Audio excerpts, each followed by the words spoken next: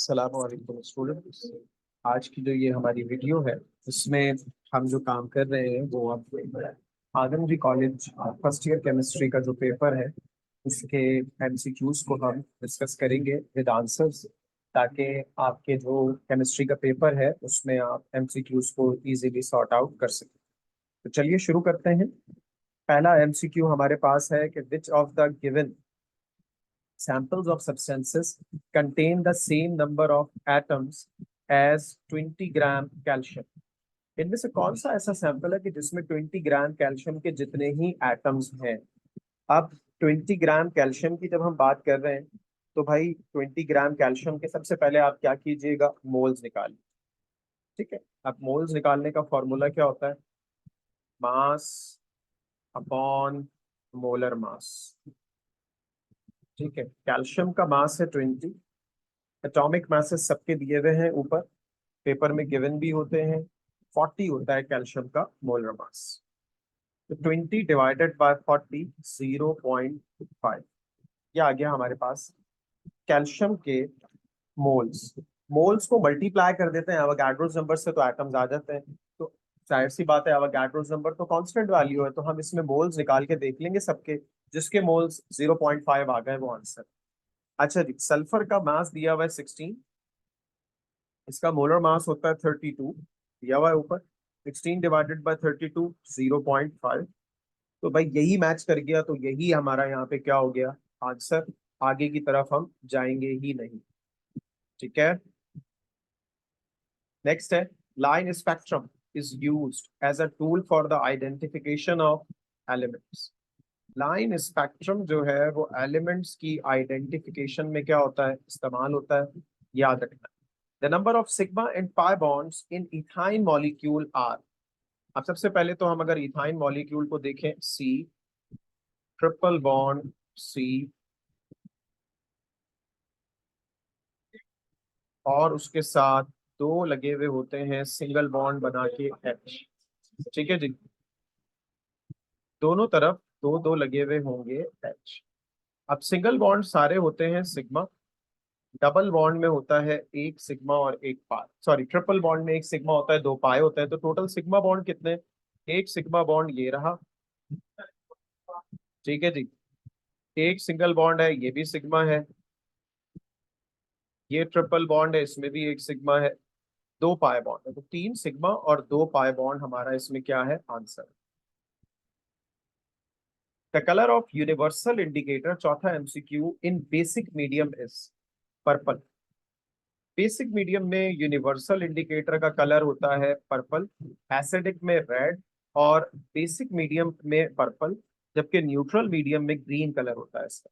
Next है, in the Kelvin temperature of an ideal gas is increase to double and pressure is reduce to half, the volume of gas will.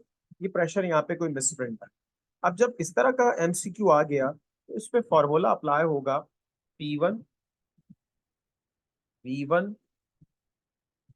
Upon T1 बराबर है P2 V2 upon T2। ये इस पे formula apply हो। ठीक है, अब इसमें इन्होंने हमें पहला प्रेशर तो दिया हुआ नहीं है, कुछ भी नहीं दिया हुआ, प्रेशर वॉल्यूम, तो इसको हम वन मान लेंगे। प्रेशर को भी वन, वॉल्यूम को भी वन मान लेंगे, डिवाइडेड बाय टेम्परेचर को भी शुरू वाले को वन मान लेंगे। आप कुछ और वैल्यू भी मान सकते हैं, लेकिन आसान होता है वन मान लें। आप कह रहे हैं कि टेम्परेचर को डबल कर रहे हैं और प्रेशर को हाफ कर रहे हैं, तो P2 की जगह मैंने लिख दिया 0.5, क्योंकि वन का हाफ क्या होता है 0.5। V2 हमें चाहिए T2, क्योंकि टेम्परेचर को डबल किया तो ये कितना हो गया, V2 निकालना है। 0.5 यहाँ मल्टीप्लाई हो रहा है, वहां जाके क्या हो जाएगा, डिवाइड।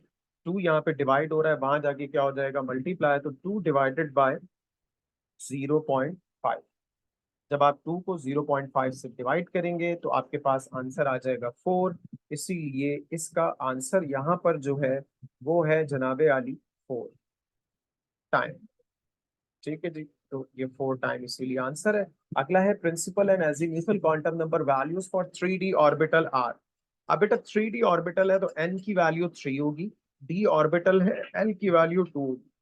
हर ऑर्बिटल के लिए एल की वैल्यू फिक्स होती है, ठीक है। और ये जो 3 लिखा हुआ तो N3 हो गया, 4 लिखा होता तो N4 होता, 2 लिखा होता तो N2 होता। उसके बाद है a liquid which shows maximum surface tension is mercury। Mercury में इंटरमोलिकुलर फोर्सेस बड़ी स्ट्रांग होती हैं, इसीलिए उसकी सरफेस टेंशन भी सबसे ज्यादा होती है। उसके बाद है each unit cell of sodium chloride consist of, याद करने वाली चीज है, 4 सोडियम एंड 4 क्लोराइड आयंस। एक यूनिट सेल जो होता है NaCl का, उसमें 4 सोडियम आयंस होते हैं और 4 ही क्लोराइड आयंस भी होते हैं, ठीक है जी। इसको रिमूव कर रहे हैं, अगले MCQs की तरफ बढ़ रहे हैं हम। ओके, 8 के बाद 9। 9 में कह रहे हैं if the radius of Zn+2 is 0.74 and sulfide is 1.84, the radius ratio of ZnS should be। अच्छा, रेडियस रेशियो निकालने का फॉर्मूला क्या होता है, याद रखिएगा, R positive divided by R negative. Positive ion का रेडियस उसको डिवाइड कर दीजिए नेगेटिव आयन के रेडियस से, यह है इसका फॉर्मूला। अब पॉजिटिव आयन का रेडियस कितना है बेटा, Zn पॉजिटिव है 0.74, डिवाइड कर दीजिएगा उसको, नेगेटिव आयन है सल्फाइड 1.84। जब 0.74 को आप डिवाइड करेंगे 1.84 से, आपको जो आंसर मिलेगा वो मिलेगा 0.40, ठीक है। नेक्स्ट है some reaction are nearly to completion in the forward direction and identified by their very high value of Kc। Kc होता है product upon reactant active mass. तो अगर कभी भी Kc की वैल्यू बहुत हाई आ रही है, इसका मतलब है प्रोडक्ट बहुत ज्यादा है और रिएक्टेंट बहुत कम है। तो रिएक्शन क्योंकि फॉरवर्ड डायरेक्शन में कंप्लीशन हो रही है तो प्रोडक्ट ज्यादा है, तो इसका मतलब है value of Kc is very high. Next है the decomposition of H2O2 is inhibited by glycerin, negative catalyst. Catalyst के टॉपिक में H2O2 की डीकंपोजिशन को रोकता है, नेगेटिव कैटलिस्ट के तौर पे काम करता है ग्लिसरीन। पॉजिटिव कैटलिस्ट इस रिएक्शन के लिए होता है MnO। Balmer series appears in the hydrogen spectrum if electron jump from any appropriate high energy orbit to second orbit।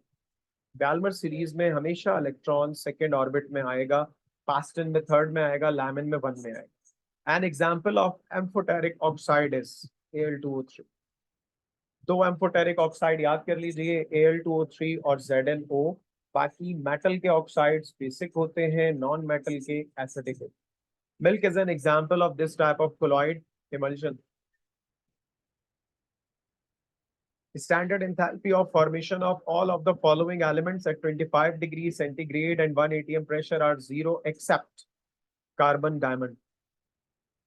देखिए जो एटम्स होते हैं या मॉलिक्यूल्स होते हैं, आमतौर पे उनकी जो वैल्यू होती है एंथैल्पी ऑफ फॉर्मेशन की वो 0 होती है। लेकिन अब कार्बन जो है वो दो फॉर्म में, डायमंड भी है ग्रेफाइट भी है। तो डायमंड जो है वो 0 नहीं होता, ग्रेफाइट वो 0 होता है। तो आमतौर पे देखते हैं जब अगर कोई चीज एक से ज्यादा एलोट्रॉपिक फॉर्म में पाई जा रही है, तो फिर जो चीज स्टेबल होती है ज्यादा उसको 0 मानते हैं और जो स्टेबल नहीं होती उसको 0 नहीं मानते। नेक्स्ट है which of the following is not a state function of system. इनमें से कौन स्टेट फंक्शन नहीं है, work done. Work done state function नहीं। Fuel cell is a typical galvanic cell which is based on the reaction of hydrogen and oxygen. Fuel cell में hydrogen और oxygen मिलकर water बनाते हैं, ये आपके पास फ्यूल सेल है। ठीक है जनाब अली, आई होप के ये एमसीक्यूज आपके लिए फायदेमंद होंगी, ये एमसीक्यूज आपको बहुत बेनिफिट देंगी। तो इसी तरह से एमसीक्यूज की तैयारी करें। All the best for your paper. अगली वीडियो इंशाल्लाह ताला कल इसी टाइम पे आपको मिल जाएगी चैनल पे किसी और कॉलेज के पेपर के साथ। ख्याल रखिए अपना बेटे, अल्लाह हाफिज।